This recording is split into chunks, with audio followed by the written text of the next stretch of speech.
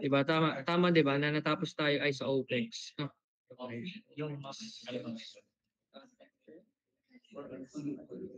Yeah. Okay.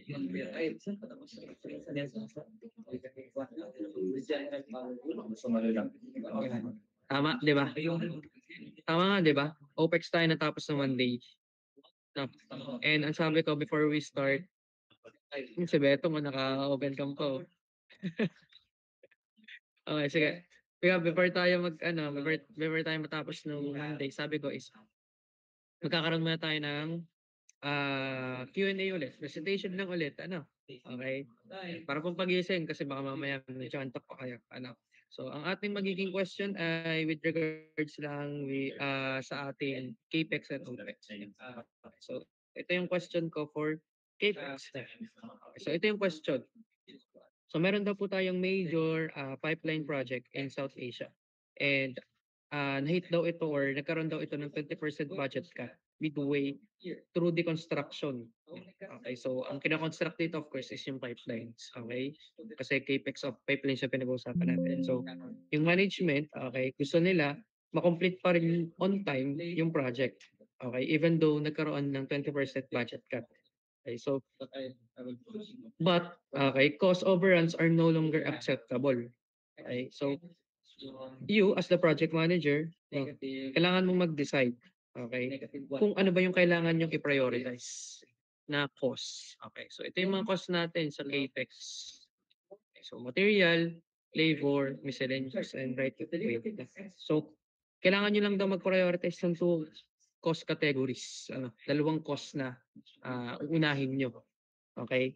Kasi nagkaroon nga tayo ng 20% budget cut dun sa construction. Okay, so ano yung kailangan nyo daw i-prioritize para yung project maging financially viable pa rin and operationally efficient pa rin. Okay, so yan, pipili lang kayo ng dalawang cost na kailangan i-prioritize dahil nga nagkaroon ng 20% budget cut. So napakadali lang ng question. So sino gusto sumagot? Pipili lang kayo ng 2 sa 4 na kailangan nyo i-prioritize since nagkaroon tayo ng 20% budget cut sa paggagawa or pagko-construct ng pipelines. Okay guys, so raise hand kung sino gusto sumagot. Napakadali lang ng question. So become negative x, I will be putting from and multiplying this negative x on. So ano muna yung top 1 or first cost na ipa-prioritize niya and then ano ba yung sunod? We'll have negative. Ano guys, gising na ba? Parang makatulog pa. Sir, ulit po. Okay. Hala ko magano na siya. Okay, sige, si Miss Arias. Okay. Sige. Go. Good morning po, sir. So with regards po sa inyong question, based on my understanding po, yung una pong uunahin of course is yung material cost po. Since kailangan po mag-procure yung mga needed materials to ensure yung ating pong development ng pipeline system. Of course po, next to that po is yung ating labor cost simply because without the labor cost po, wala po magiging manpower to utilize the materials na na-procure po natin primarily. And then, doon naman po sa next part or yung next po kailangan i-take note is yung miscellaneous costs po to ensure na properly installed po yung ating po pipeline system with the help of the previously procured materials and yung ating pong binayaran na manpower. And then, lastly po is of course yung right of way po to ensure na yun pong naitayo natin ay kumbaga ay secured po and well developed for the whole petroleum production po or refinery. Okay, thank you. So yan na. So madali lang yung sagot, no? So, kasi yung question lang naman is, kung meron ka ng 20% budget cut midway through construction. So, ibig sabihin, mas lumit yung budget. Ika, okay? And yung company, kahit na nagkaroon ng 20% budget cut, okay, the company wants the project to be completed on time. Okay? And as the project manager, you must decide which two cost categories should be prioritized to ensure that the project remains financially viable and mag-ooperate pa rin yung project. No? So, syempre, okay.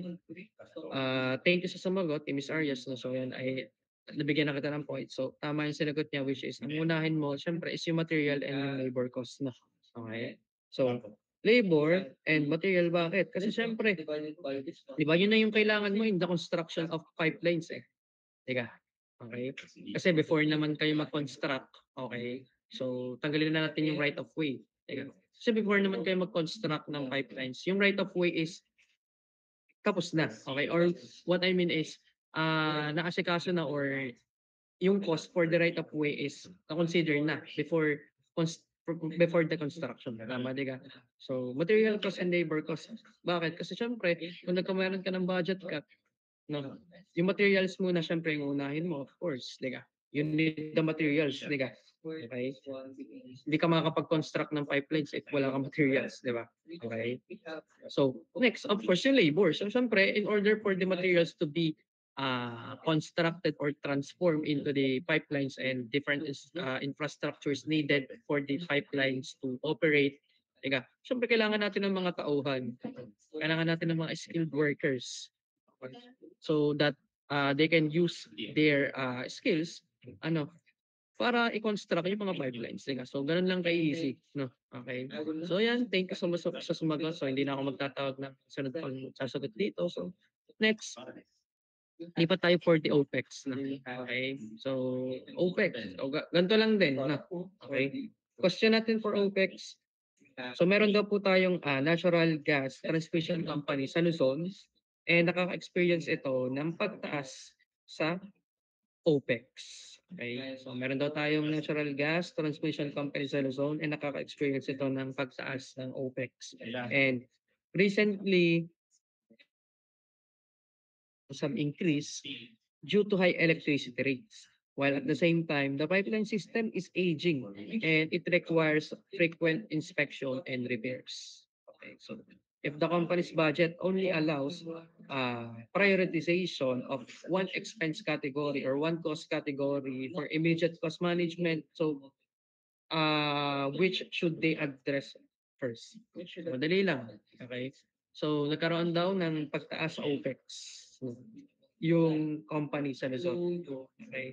And ang two problems lang naman na sinabi is that yung fuel cost for compressor stations have increased due to high electricity rates and at the same time, yung pipeline systems natin is aging and nagre-require sa daw ito ng frequent inspection and repair. So from these four categories or four costs, okay?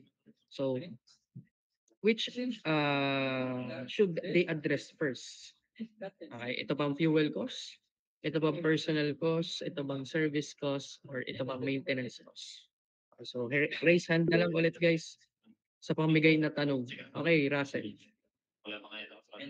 So, para po sa akin ay maintenance cost po yung dapat pong ma-prioritize dahil po ito po ay directly po niya nai-influence yung pong equipment reliability po, yung pong safety po ng mga tao and yung long term po na cost efficiency. Kung i-neglect po itong maintenance cost po ito, maglilid lang po ito sa higher risks po ng breakdowns, mga unplanned po na downtime, tsaka po yung pong emergency repairs nga po, kaya po dapat po nilang mas bigyan po ng priority yun.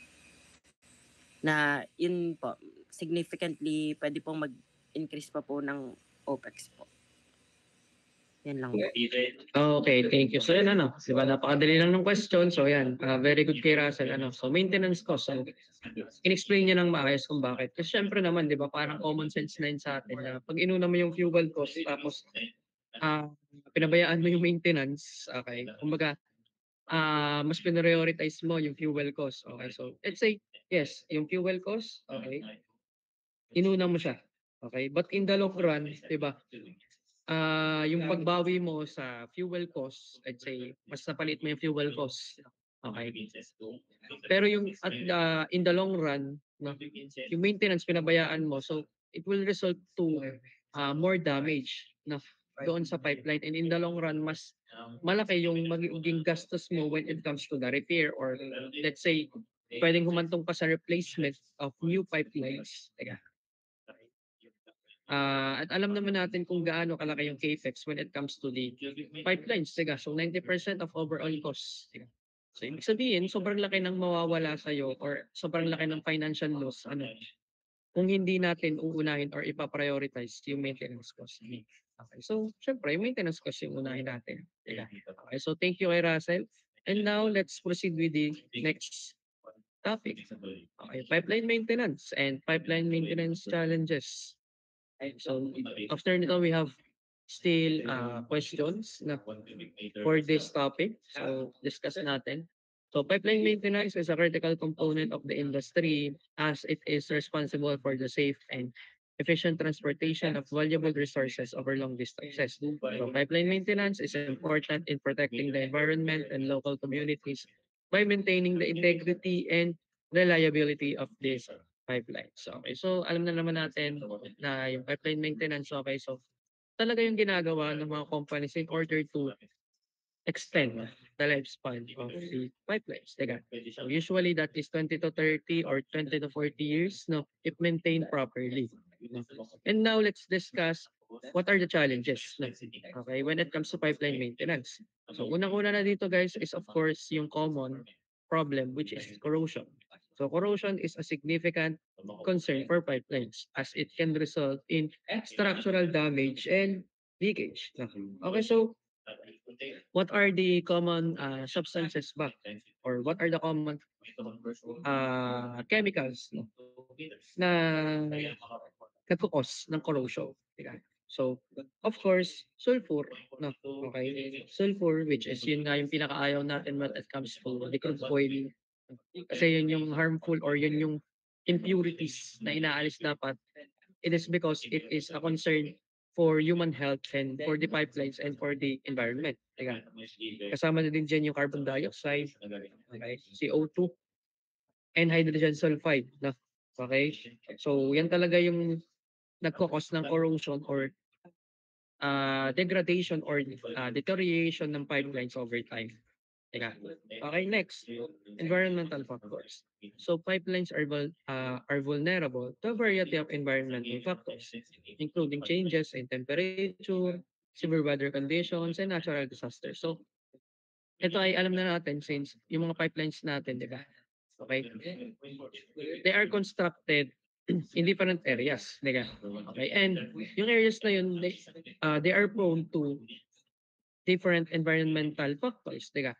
Okay? Like severe weather conditions, pwedeng or natural disasters na like typhoons, earthquakes, erosions, diga? Okay?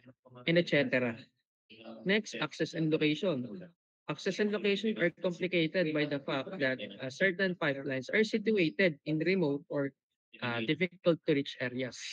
So, access and location is also a factor or it is also a challenge na kasi we have different complicated locations in pipeline projects kagaya ng mountainous regions, diga?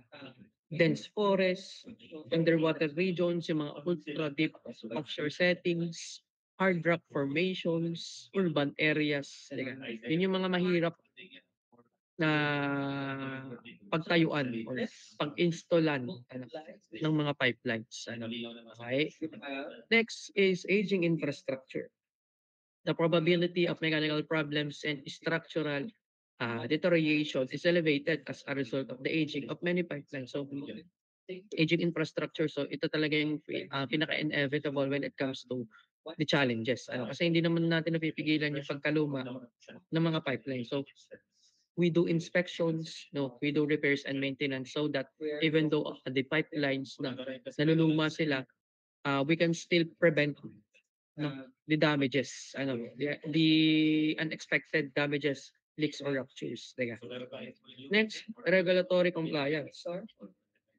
Pipeline maintenance must comply with regulatory standards and compliance requirements. So, ano ba yung mga regulatory compliance na sinusunod when it comes to pipelines construction and operation? So, ito yung mga government laws and safety standards na such as environmental protection, safety protocols, and land use regulations. Next, cost and resource management. So pipeline maintenance can be expensive, necessitating substantial financial resources for inspection, repairs, and upgrades. So isa na to sa mga challenges lang yung cost mismo. Or yung tinatawag natin na OPEX. No?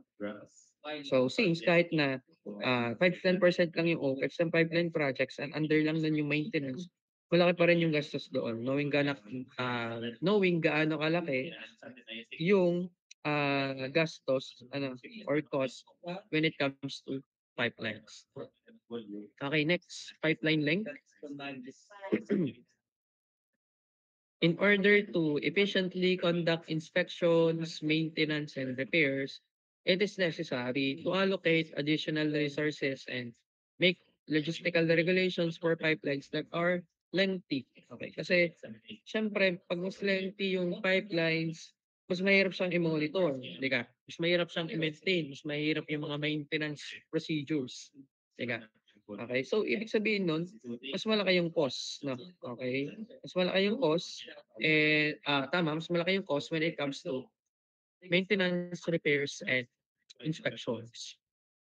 And the last one is fluids transported. So flammable or hazardous substances are frequently present in pipelines.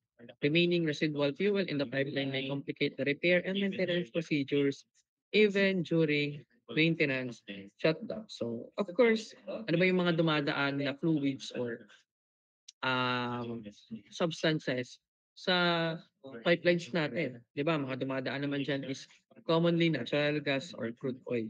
Diba? And other petroleum products. So, yung mga materials na yon, okay, they can easily catch fires, diga, or explode if there's a leak. So, challenge pa rin siya, no? Okay, in pipelines or in pipeline maintenance. Okay. So, yun, So, we have 1, 2, 3, 4, 5, 6, 7, 8, 9 challenges na when it comes to pipeline maintenance. Okay. And madali lang naman siya maintindihan. So, now, okay. Magkaroon tayo ng recitation ulit. Okay, so let's have another set of questions. Okay. And ito yung tanong.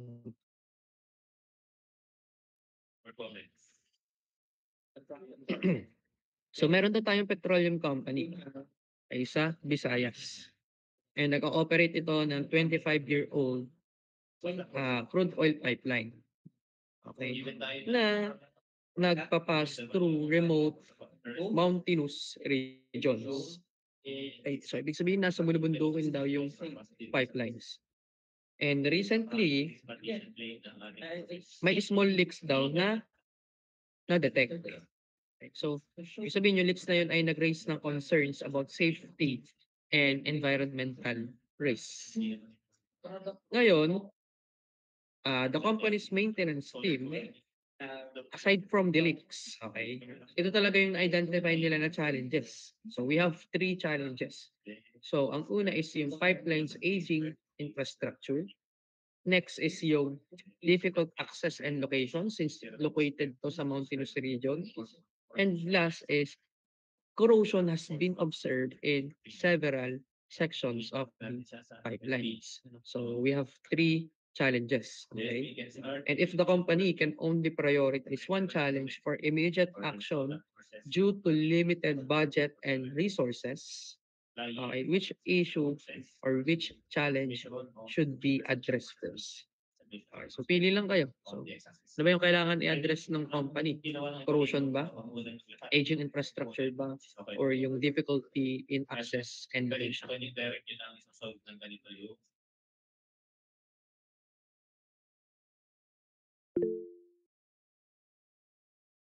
Okay, sige. Okay. Una, okay, si Betong. Next ay si Von. Ah, Off mic kayo. Meron tayong component na papunta sa recycling capacity. So, Aray ko, nagkaiyan pa. O sige, go. sorry po.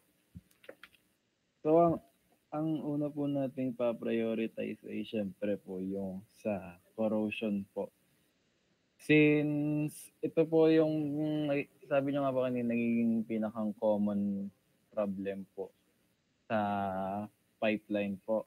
So, kapag naiwasan po natin yung pagkakorode ng pipeline, bakit? Pagkakorode ng pipeline po, syempre, gaganda naman po yung ating pipeline, sulit po kasi walang kakalawangin. Kasi pag kinalawang po yan, magsusunod-sunod, magkaka-leakage po, and yun po sir. Thank you po. Okay, so corrosion daw sabi ni Betong kasi para masulit daw yung pipeline ano. Sana all sulit. Okay, next. Si Van, tapos sunod ay si Lindo. Tumas si Lindo eh. Okay, so tatlo kayo tatawagin. Okay, Van.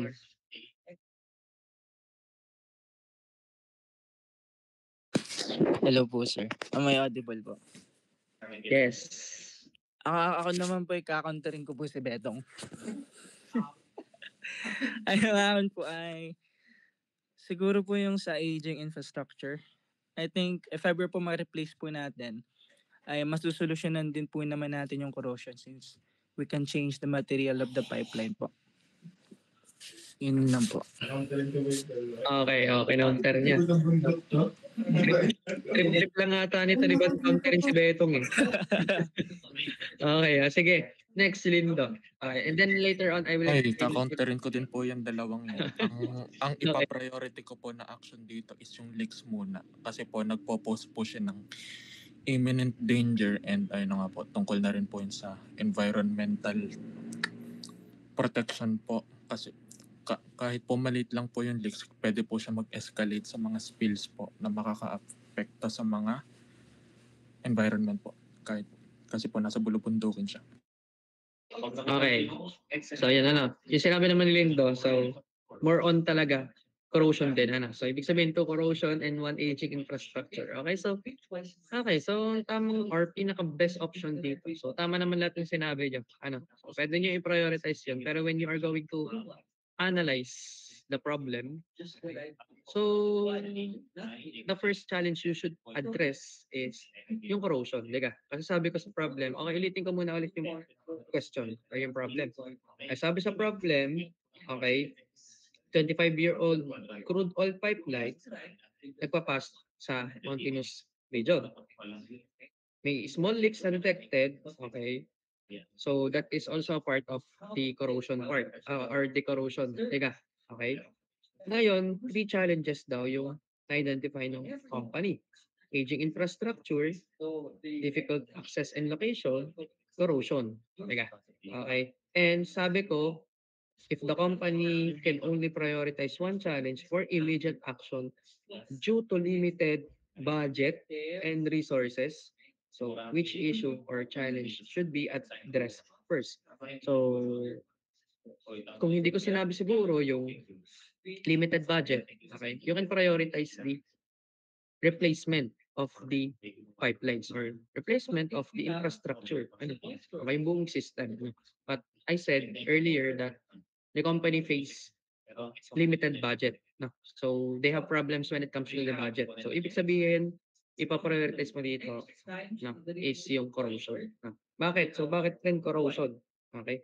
Siyempre, yung corrosion kasi guys, yun yung pinaka-urgent na challenge. No? Since corrosion directly weakens the pipeline structure and is already causing leaks. Teka. Hindi naman tayo magkakaroon ng leak dyan kung walang corrosion no? At the very first place. Okay? It is because tumatanda na nga din yung pipeline. So nagkakaroon na siya or mataas na yung risk of corrosion. Okay? So, it poses immediate risk of larger spills, fires, and environmental damages. Diga? Okay, so yung corrosion kasi it can quickly escalate into catastrophic failure. So, siyempre, kailangan yun yung i-prioritize. No? So, guys, if you are going to think din kasi, okay, yung corrosion, okay, if you are going to address it first, mas makakamura ka, mas maliit yung cost, no? Kaysa i-replace mo agad yung mga pipelines, okay? Or yung mga infrastructure. Ano? So if yung corrosion naman is mami-mitigate, no? So why not, 'di ba? Why not i-prioritize mo yung mas less cost na mas na effective rin naman ano kaysa sa dun sa pagre-replace agad which is mas magastos. Di ba? Syempre tayo, di ba? Mas inuuna naman natin yung mas effective and mas less yung gastos, di ba? So corrosion talaga yung uunahin dito. Ano? Okay, so yun, ano. Okay, thank you sa mga sumagot. So points are given to you. Okay, next question. Ganito. Bilis ng oras, sana na agad. Okay, so next question natin ay, okay, we have natural gas transmission pipeline in Mindanao. Okay. And ito daw, pipelines na to ay mahaba. Ano? Okay, mahaba, lengthy. So hundreds of kilometers crossing multiple provinces and supplying gas to both industrial plants and residential areas. So during a recent inspection, okay, the company faced high maintenance costs, long delays due to pipeline length, and strict regulatory compliance requirements from government agencies. So meron siyang tatlong challenges na nakita. So first is mataas yung maintenance cost. Next is may delays daw due to the pipeline lengths. And ang pangatlo is meron daw tayong strict regulatory compliance requirements na hindi nasusunod ng company. So if the company must prioritize one of these challenges to ensure safe and efficient operations, so which should it focus on first? So ano daw yung unahin dapat ng company dun sa tatlong challenges given?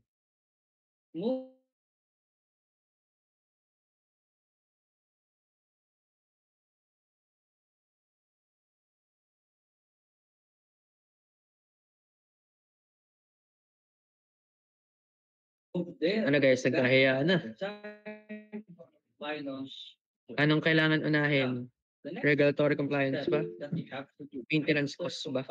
Or yung lengthy na pipeline? Okay, so tumaas sa atin I see, unang-una sa Sabado, next I see Rio Veros. Okay, go. Sir, I think po, first po dapat na i-prioritize is yung sa regulatory compliance po since it acts po as a foundation po dun sa mismong project itself since ito po is parang legal po siya, legal approval po para matuloy po yung isang project. Tas without this approval po parang hindi po magiging maayos or hindi matutuloy yung project itself po. Okay, thank you. So for Sabado, okay, regulatory compliance. So how about Rio Veros?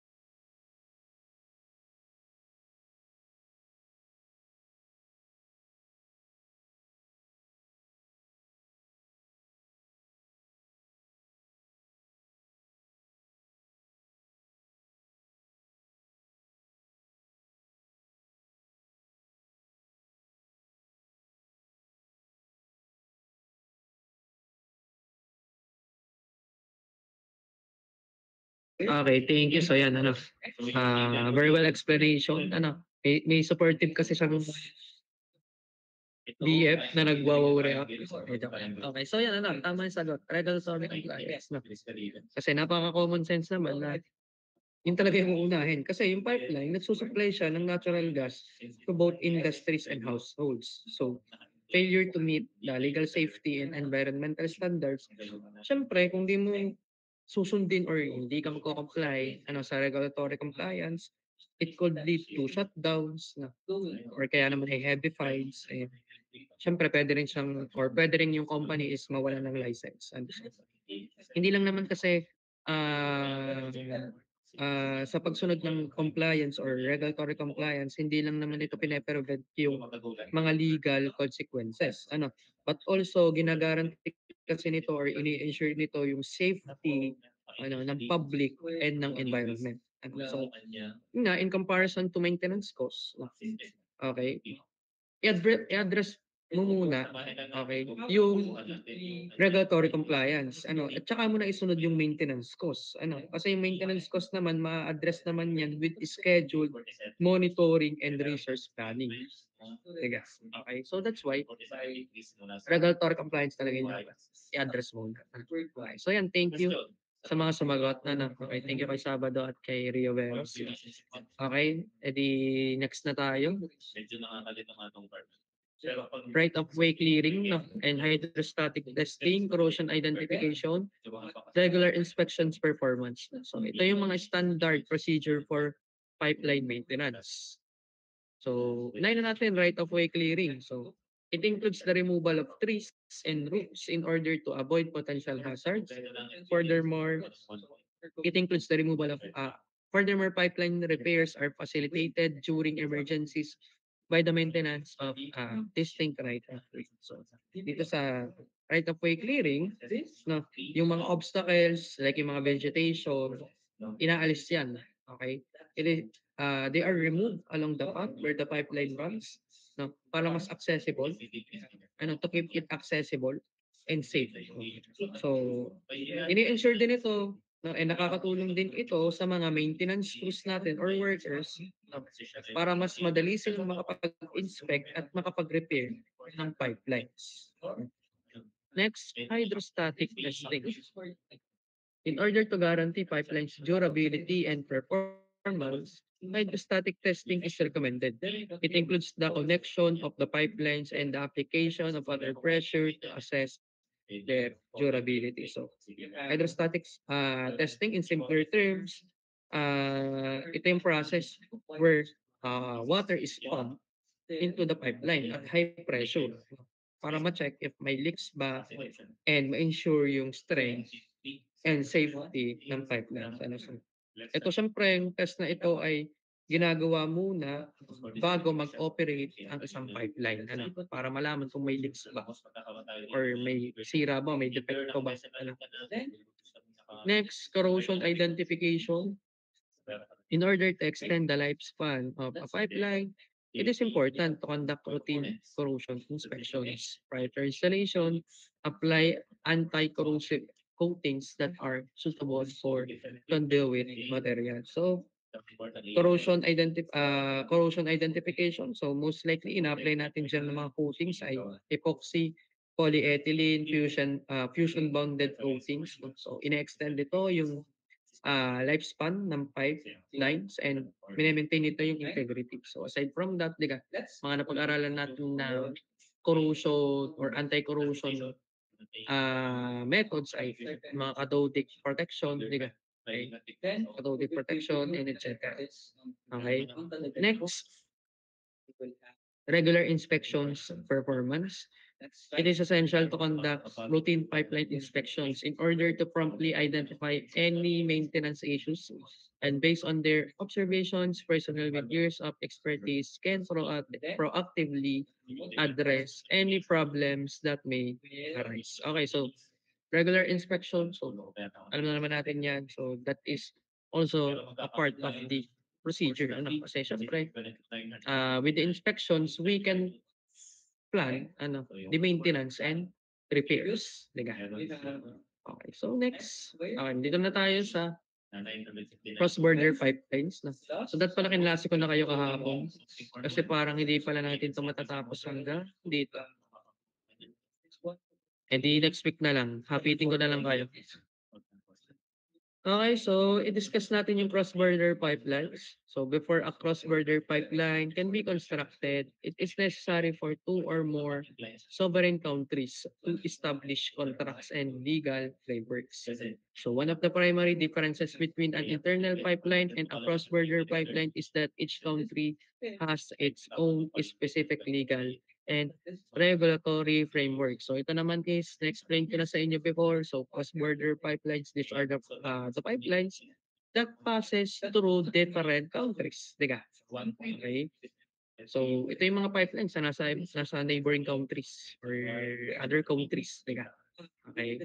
So there is a need to establish a unique legal framework for each pipeline project after consultation with the relevant countries. So in reality, the transaction and operational costs of the pipeline are increased by the incorporation of the various legal and regulatory aspects of the contract. So, okay.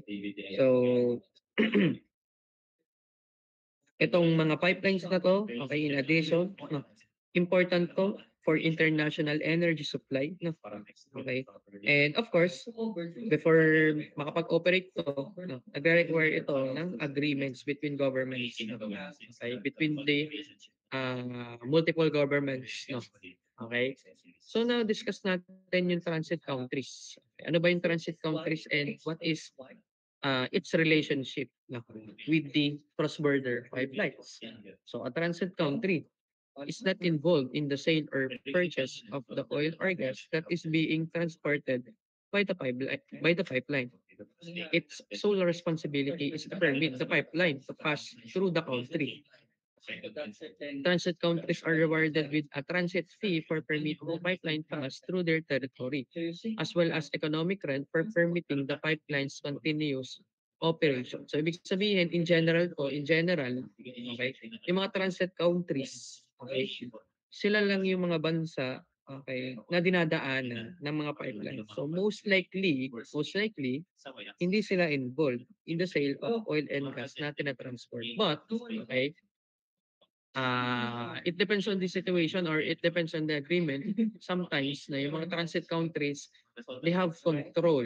Okay? They have control in the supply of the substance or fluids na tinatransport. Okay? Or they have the power na sa pag-ooperate ng mga pipelines. Okay? And yan yung madidiscuss natin in the 4 types of pipeline transit system. Okay? So according to Konopliani, meron daw po tayong 4 types of pipeline transit systems. And the following are as follows. Explain lang natin ito isa-isa. So we have 4. So ang una na daw is a pipeline that crosses sovereign territory and transports transit gas or crude oil without any connection to the gas supply system of the transit country. So guys, nakagas lang to, but this is also applicable to crude oil and other petroleum products. Okay? So, ibig sabihin lang nito guys, okay, the oil or gas in the pipeline is not used or accessed by the transit country. Okay. Instead, it's transported to another destination. So this type of pipeline is essentially a route for delivering oil or gas from one country to another. With the transit country, they only provide the land for the pipeline's passage. So, ibig sabihin lang dito guys, hindi ginagamit ng transit countries yung gas na dumadaan sa kanila. Ang nakukuha lang nila is transit fees. Teka. Okay? Yun lang yung napapala nila. Okay? So, next. Second type or second category, transit pipeline that is primarily used for gas transit but also serves to supply gas of the same origin to the transit country and is owned by a separate entity. So, ibig sabihin lang nito guys, the pipeline is owned by a separate company. Okay? And while its main purpose is to move gas across borders, it also serves the country or the transit country's gas needs along the way. So, ibig sabihin, no, itong setup na to, itong type na to, inaalaw nito yung both transit and destination countries to benefit from the pipeline's flow of gas, crude oil, or petroleum product. So, ibig sabihin lang nagba-benefit pareho yung transit countries and destination countries sa natatransport na gas. Ibig sabihin, no, yung transit countries aside from the fees, transit fees, nakakatanggap sila ng supply ng natural gas, crude oil, or petroleum. Next, third type of transit system, the transit pipeline system that is owned and administered by the primary national transmission operator and is integrated into the domestic supply system. The transit gas flow can still be traced. Medyo nakakalito siya. So, explain natin kung ano yung ibig sabihin ni Konoplanic dito.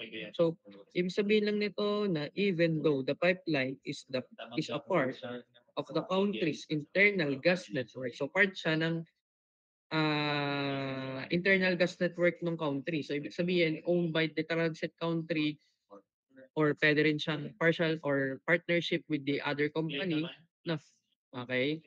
Pwedeng ganun, pwedeng owned by transit, pwede ring owned by other company, or pwedeng both, partnership. Okay? Ibig sabihin lang nito, okay, the transit gas flow meant for other destinations can still be tracked separately.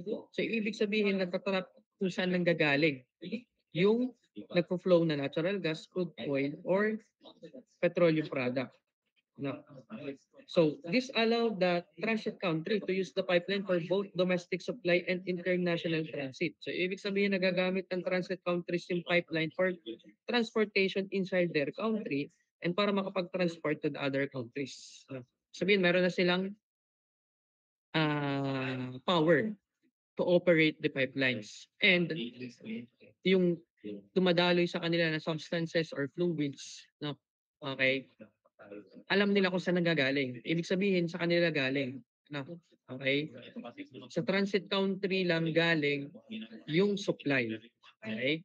And ang kaibahan nitong pang-apat, okay, systems where transit volumes commingle within a highly meshed national grid. Ibig sabihin lang nito guys, ay gas from different sources na. Okay? Yung gas or yung supply, okay, is nanggaling na sa iba't ibang sources. Na unlike nitong pangatlo na galing lang to sa transit countries. Okay? So ibig sabihin, okay, different sources mixes together as it moves through a complex network of pipelines within the country. No? So ibig sabihin lang nito, this makes it hard to exactly trace where the gas came from as it blends with domestic supply. So ibig sabihin, nagbe-blend na okay, or nagmi-mix na together, okay, yung ibang supply with the domestic supply. So despite this, gas still flows to its intended destinations, including borders or including cross borders or international markets. Okay? So madaling salita, okay, yung oil or gas or yung supply from different sources, they are mixing together as they move through different pipelines within the country. Okay. So yan, sana gets yung 4 types, okay, of pipeline transit system. Kasi magkakaroon tayo ng recitation ulit. And ito yung pinakamahirap na part ng chapter na to. No? Okay? So ito yung tanong. Meron daw tayong Central Asian country, okay, na gusto mag-export, okay, gusto mag-export ng Central Asian country ng 40 billion cubic meter na natural gas each year to Europe. No? So ibig sabihin from Central Asia, no, Central Asian country to Europe. Okay? The only possible route goes through a neighboring country. So, ibig sabihin, no, from Central Asia, okay, yung ruta, may dadaanan pa na neighboring country. Okay? May dadaanan pa na neighboring country. Okay? And yung transit country na to, okay, meron siyang dalawang demand. So, ibig sabihin, okay, yung neighboring country na yun, siya yung transit country. Okay, naintindihan ba? Ulit ha, baka kasi malito kayo. Ulit, meron daw tayong Central Asian country na gusto mag-export ng natural gas papunta sa Europe. And ang only possible route lang daw po ay yung neighboring country. So, ibig sabihin yung neighboring country na yun, siya yung transit country. Okay? And yung transit country na yun, may dalawa siyang demand.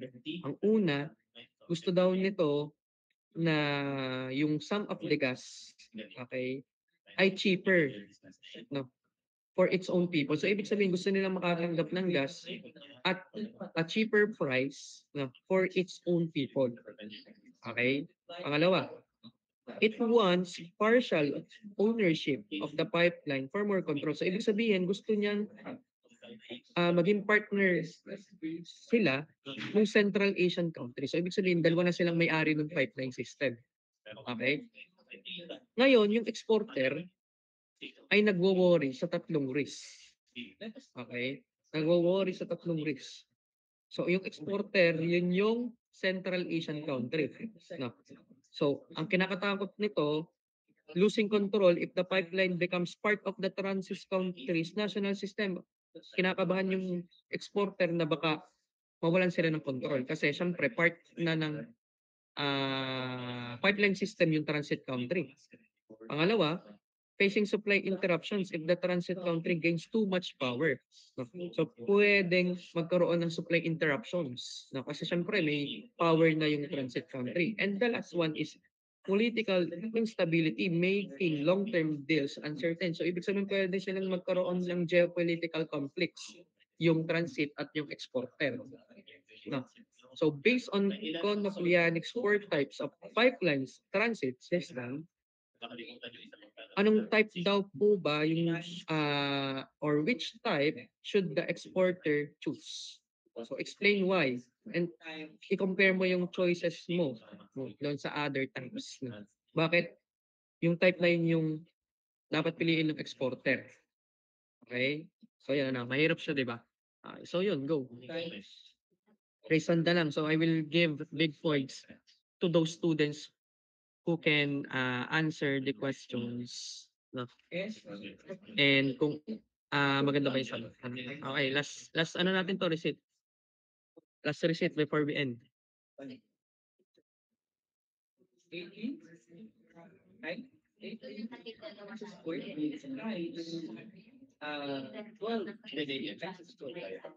thank you. Ay nga pala guys, baka may hindi pa nagpa-part sa inyo ng case studies. Ayun. After all method, Determine the result and solvent about ano guys, wala? Ano O1? Wala? O1, pinakamataas ang Jiwa? Wala? Hindi, joke lang. Okay, sige, sinong gusto? Raise hand. Sir, pwede pa ulit po yung pinaka-main question po yung Okay. mali. Okay. Ang tanong lang, pinakahuling question is, ano daw ba yung dapat na piliin ng exporter? Yung exporter ay yung Central Asian, kasi yung Central Asian nagigipit, parang sila yung nagigiit or parang sila yung nagkaka-problem. Kasi yung transit country parang gustong bumahagi. No? Gusto nilang maging exporter din sila. Gusto nilang magkaroon ng power when it comes to the pipeline system. And syempre, yung exporter, sila yung may-ari ng pipeline system. And ang gusto lang nila, dumaan yung pipelines nila doon sa neighboring country kasi yun na yung pinaka-possible na route papunta sa Europa. So ngayon, based on the 4 types of transit system, ano ba daw dapat yung piliin? Ano? Noong exporter. Okay?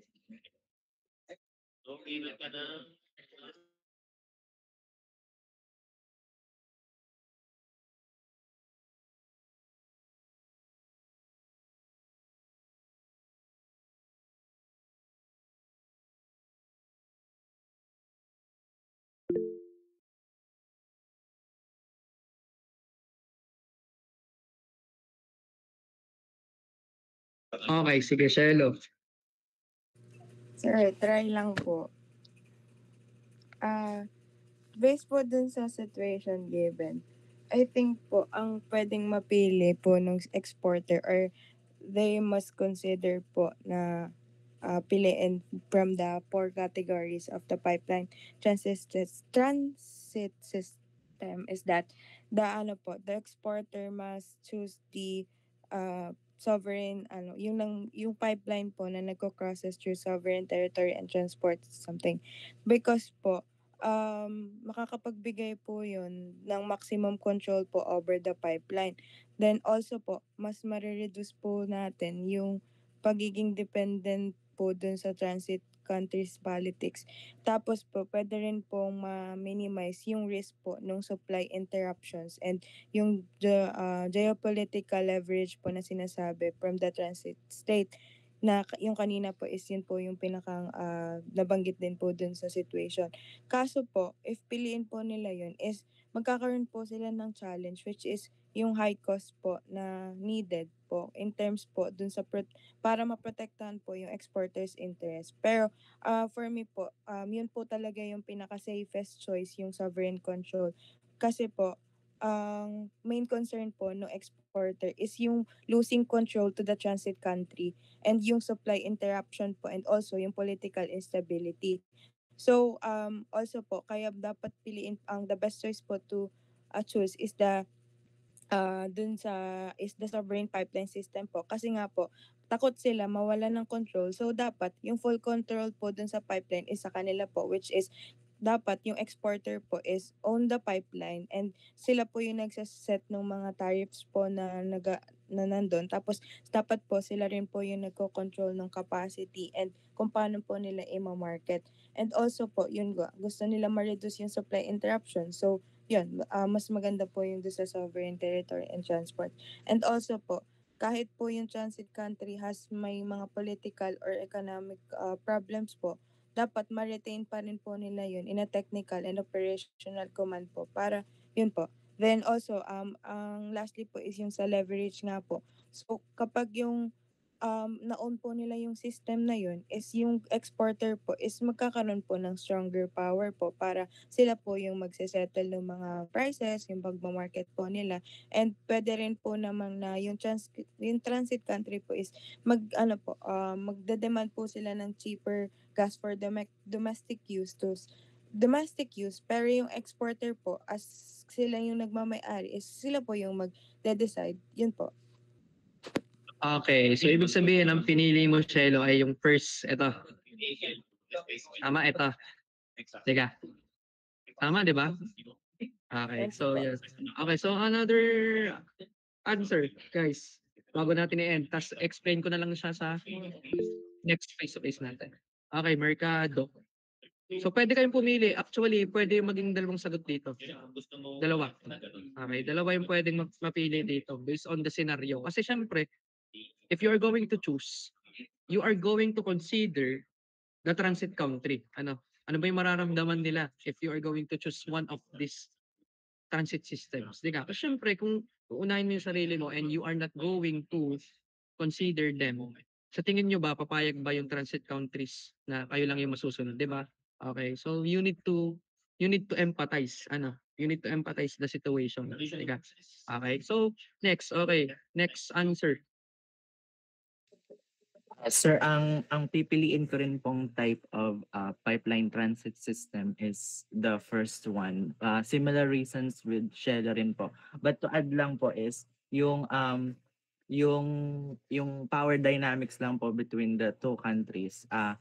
Yung Central Asian country po and the transit country po is merong power dynamics na parang they want control of the transit pipeline po, and so dinidemand po ng transit country na magkaroon sila ng some control over the pipeline, and yung Central Asian country naman po is natatakot to relinquish control over the pipeline. So parang ang niisip ko po is ang pinaka-ideal po na since nabanggit nyo nga po na to empathize with them but also consider your economic aspects, na kumbaga ay magkaroon ng two-way street na nasa iyo pa rin yung control but ang yung transit country na dadaanan ng iyong pipeline is magkaroon pa rin ng agreement with you. So ang napili ko po is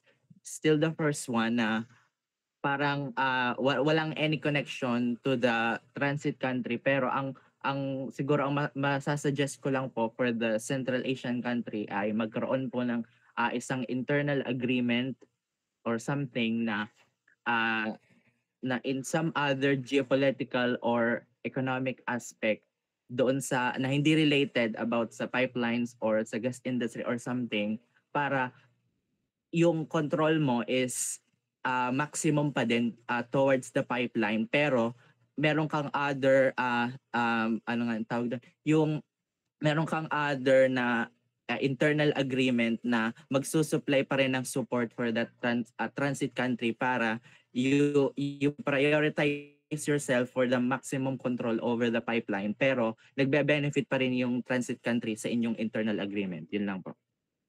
Okay, okay. So sige, may isa pang tumaas eh. Sige, tawagin na natin.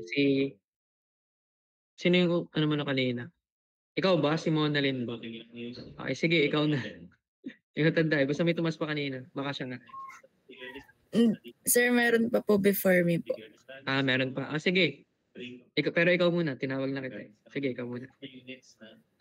Para po sa akin, sir, yung pong pangatlo naman po. Kasi if ano po, ang gusto po nung transit country po ay magkaroon po ng supply, pero ang ini-ensure po natin ay magkaroon po tayo ng power po, mapoprovide po natin sa kanila na magkakaroon po tayo ng na yung transit country po ay magkakaroon po ng fees at magkakaroon po ng supply ng gas. Pero may ensure po natin since stated po sa number 3 na gas can still be traced po, and ini-emphasize po dito na ino-own po natin or ina-administer po natin or we have the power po over the we have the power po sa pagma-manage po ng supply and fees po, and hindi ma-ensure po natin na hindi po maaagaw ng transit country po or ng neighboring country po ang power po na ng pag-supply po ng oil and gas po. Dito po ma-ensure po natin na ma-meet po natin yung demand nila na makakuha po ng domestic supply or ng supply po sa kanila at makapagbayad po tayo ng kanila pong standard fee. Pero nai-ensure po natin dito na may power po tayo or tayo pa rin po yung may control over sa transit pipeline system po na ini-impose po natin. Okay, so yan So isang third type or third category, dalawang first category or first type. Okay, and yan. Overtime na tayo, guys. Overtime na tayo, and unfortunately, okay, may klase ako 9:30 to 10:30, makeup class ko din sa O2. Okay. So ngayon, ganito na lang, ipaalala niyo sa akin sa Monday na dito tayo nagtapos na. And i-explain ko. Okay. And ang maganda, guys, okay, magtulong-tulong na kayo din, okay. Ang gusto kong mangyari sa Monday, okay, magkaroon muna tayo ng mga konting discussion about sa answers nyo. Gusto ko lahat mag-participate, and siguro maghati kayo sa 4 groups, bahala na sa Monday. And kung sino yung makikita ko na makakasagot na pinakamalapit sa tamang sagot or best option, I will give those group or that group 5 points diretso na sa midterms na. Okay, so yun, pag-isipan nyo ng maayos kung ano yung magiging sagot nyo. So ibig sabihin kung 4 kayo, ilan ba kayo? 40. Kung 10 kayo sa grupo, yung 10 yun makaka-receive yun ng 5 points lahat diretso sa midterms. No? Okay, so maganda kasi itong question na to. Dito ko talaga malalaman kung sino talaga yung magaling mag-analyze and mag-evaluate ng mga options. Okay, and magaling mag-explain, magaling mag-empathize ng situation. Okay, so yun. So that's all for today. So paalala niyo sa akin sa Monday so that hindi ko makakalimutan. No? Okay, so yun, kung wala na kayong questions, okay, pwede na kayong mag-leave kasi imimit ko na yung O2. No? Okay, and nga pala, wait. Sorry. Open ka muna tayong lahat. or kahit ako na lang pala so that I can So meron ka na show approve na okay na makeup. Wait lang. 4, 5, 6, 2, 3. Baka makalimutan ko, lugi, baka di bayaran. Charot. Okay, so yan. Thank you so much guys. Pwede na kayo mag-leave and kita-kits na lang tayo sa Monday. Daghang salamat po.